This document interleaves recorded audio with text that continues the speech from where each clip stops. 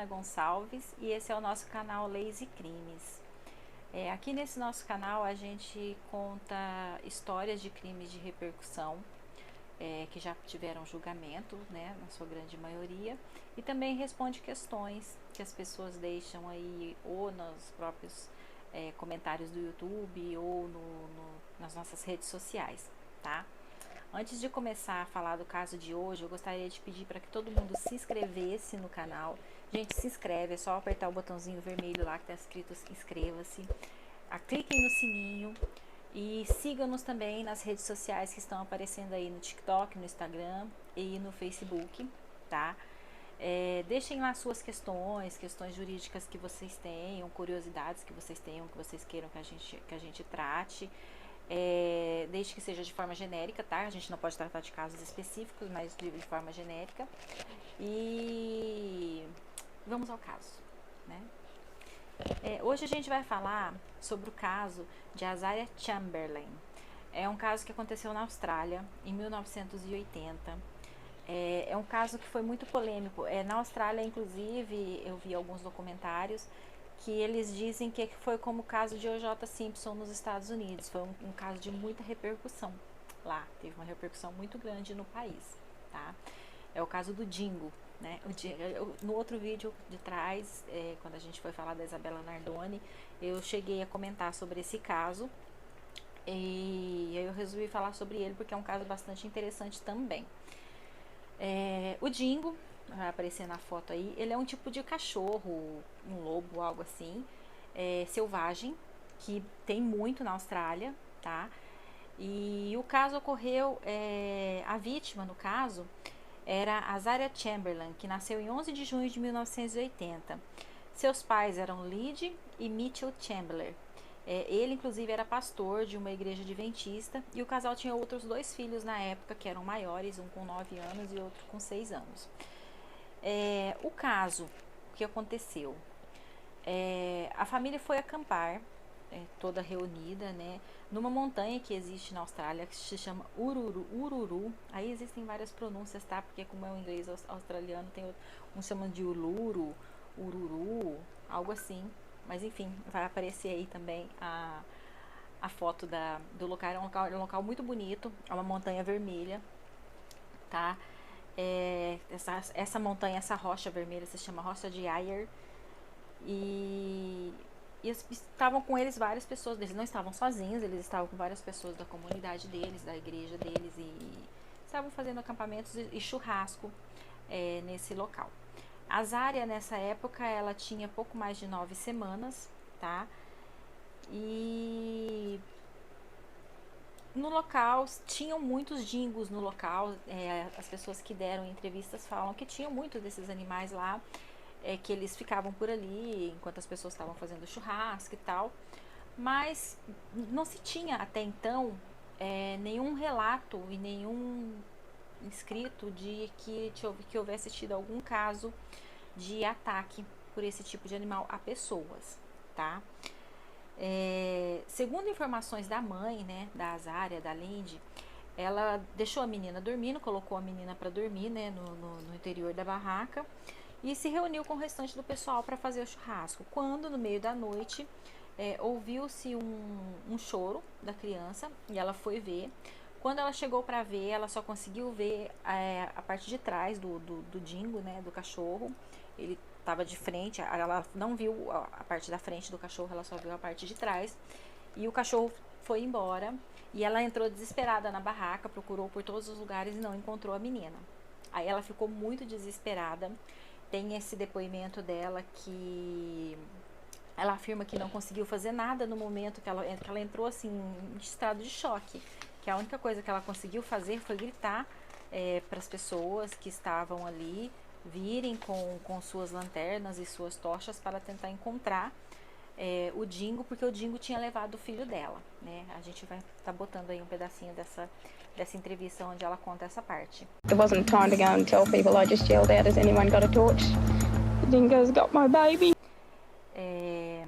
Depois de fizeram grandes, intensas buscas, pelo próprio pessoal que estava ali, encontraram o macacão da criança sujo de sangue gotas de sangue, como se fosse uma trilha de gotas de sangue, né, e sinais de patas de cachorro. E no momento do desaparecimento, a criança estava com esse macacão e com um casaquinho branco. O corpo da pequena Azaria nunca foi encontrado até hoje, tá? E o dingo, na verdade, ele é conhecido por ser um grande predador da área, porém o único inimigo dele é o ser humano, então não se tinha conhecimento de ataques de dingos a seres humanos, tá? A mídia, na verdade, ela teve um papel muito marcante nesse caso. O papel da mídia praticamente foi acusar a mãe, né? Eles não acreditavam da história de que um dingo tinha pegado uma criança.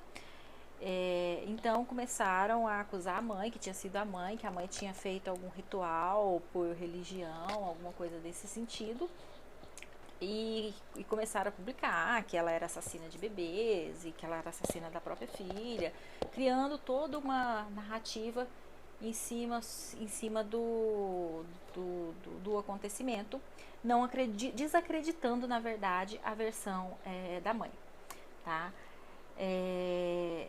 A primeira perita que fez a primeira perícia no local do crime, era uma perita que tinha pouco mais de 3 meses de experiência, ou seja, ela não tinha experiência nenhuma, e ela acabou ajudando a acusar a mãe por falta de experiência. Muitos anos depois, quando passou o caso, bastante anos depois, tem uma entrevista dessa perita, inclusive onde ela pede desculpas, que foi sim por causa dela que a mãe acabou muitas vezes sendo incriminada e inclusive foi condenada, né? 2 anos depois do desaparecimento da criança, a mãe da Azaria foi condenada à prisão perpétua, tá? E o pai chegou a ser condenado a 3 anos de prisão por ter supostamente sido seu cúmplice no assassinato da criança. Montaram toda uma narrativa de que ela tinha matado a criança, de que ela tinha escondido o corpo. Enfim, mesmo que não tinha evidência nenhuma de que isso tinha acontecido, de que ela tinha sido a assassina da criança, né? Condenaram ela basicamente nesses laudos feitos por essa perita inexperiente na época, e condenaram ela por a prisão perpétua. Ela chegou a ficar presa por quase 3 anos também, e depois ela conseguiu a anulação dessa condenação. Em 1995, quando encontraram o casaquinho do bebê em frente a uma toca, uma espécie de toca, né? Uma toca onde os dingos vivem, ali um local onde eles vivem, um casaquinho, é o casaquinho que a criança usava, cheio de sangue, já muitos anos depois, porque ela assumiu em 80 e encontraram esse casaquinho em 95, ou seja, 15 anos depois. Aí o caso foi reaberto, porém o inquérito terminou como inconclusivo, porque já não tinha assim, mais provas e não tinha muito mais como investigar, e enfim, já tinham se passado muitos anos, e para se identificar alguma coisa através de perícia depois de muitos anos é bem complicado. Na cadeia, quando ela foi presa, né, no caso, a Lindy, ela estava grávida de 7 meses, ela teve uma filha na cadeia que se chama Kalia, ou Kalia, não sei. E que assim que ela nasceu, ela foi tirada da mãe e colocada sob a custódia do Estado. Então, assim, a Lindy, ela sofreu muito. Ela pensava quanto tempo que ela ainda teria que sofrer para provar a inocência dela. Porque além de ter perdido a filha, de ter acontecido a tragédia lá com o cachorro, ela foi acusada da morte da filha, ela foi condenada pela morte da filha, ela ficou presa, ela teve outra filha na prisão, ela teve a filha tirada dela na prisão. Enfim, não foi uma situação muito fácil que ela passou durante todos esses anos, né? Assim que encontraram o casaquinho dela, da Azaria, em 1995, que foi reaberto novamente o inquérito, ela foi libertada, a Lindy recebeu de volta a filha dela, né, que tinha ficado sob custódia, e as acusações sobre eles foram retiradas, né? E eles chegaram a condenar o Estado a receber mais de $1 milhão australianos do governo por terem sido presos injustamente. Mas foi só em dezembro de 2011, quando uma legista australiana conseguiu provar, por meio de provas científicas de perícia, tá? Eu sempre falo muito da importância da perícia, ela é fundamental para o desenrolar e para a descoberta de qualquer crime, tá? ela conseguiu provar que realmente o dingo poderia sim ter devorado a criança, e aí passaram a ver a Lindy com outros olhos, só que até então já haviam se passado 32 anos. Ou seja, ela foi inocentada da morte da filha dela 32 anos depois.